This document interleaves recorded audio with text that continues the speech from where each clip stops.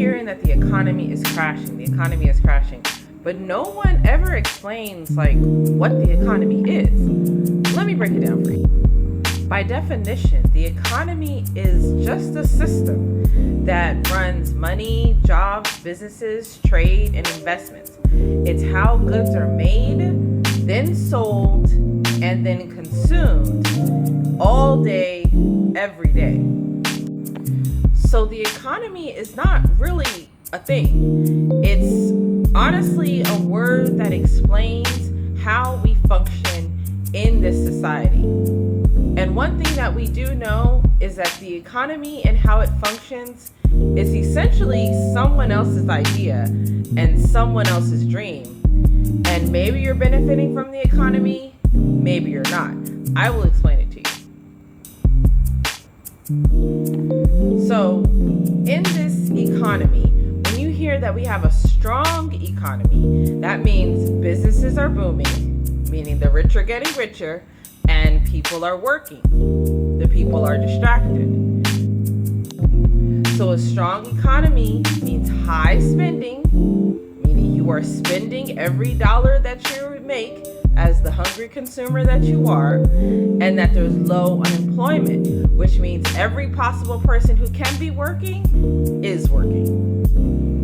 Now, when you hear that we're headed for a weak economy, or we're headed for, some recessionary disaster, what they're essentially saying is that a weak economy equals layoffs, where people are not working, inflation, when the price of goods that they would hungrily buy is now eating up more of the money, and that means that people are holding tight to their money. And that is considered a weak economy. Isn't that interesting? The more you save, the more the economy is considered weak. Now let's take this from the micro to the macro. Let's take this to the top 5 economies in the world and why they matter. So the first and number one, we'll say, number one is the United States. And our economy is bolstered mainly from tech and consumer spending. We are spendy monsters. Second, and some would argue a very not far second, would be China. China's main economy is built off of manufacturing. They actually make all of the items that we are so hungry to spend, and buy. Third economy on the chart is Germany. Now, Germany's main economic contribution is engineering and exports. So they, we think of our engineering in terms of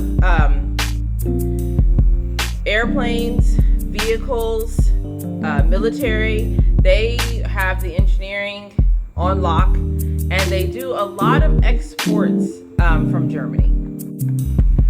Fourth is Japan. Now Japan's economic contribution is tech as well, plus automobiles. Japan is actually one of the countries that are the leader in how a factory actually gets from point A to point B. We use a Japanese model that Henry Ford took of how we're able to process one thing, and then assemble it. How we run our factories comes from Japan. Now, Japan is leading in tech and it's leading in auto. But you gotta understand, Japan is a lot smaller than us. That's probably the reason why it's number 4. And lastly, number 5 is India. India is a huge market. They have, I want to say maybe 3 times our population. And they are fastly growing in tech, way fastly growing in tech. But they are also a service economy, which is pretty interesting and which will definitely make them a leader going forward. So these 5 companies alone are your economic global leaders. They control global trade, stock markets, and even everything you pay for and buy at a store. So when these companies' economics change, the whole world moves. You guys know what to do. Follow me at The Investor Professor for more financial game that you are not taught in school.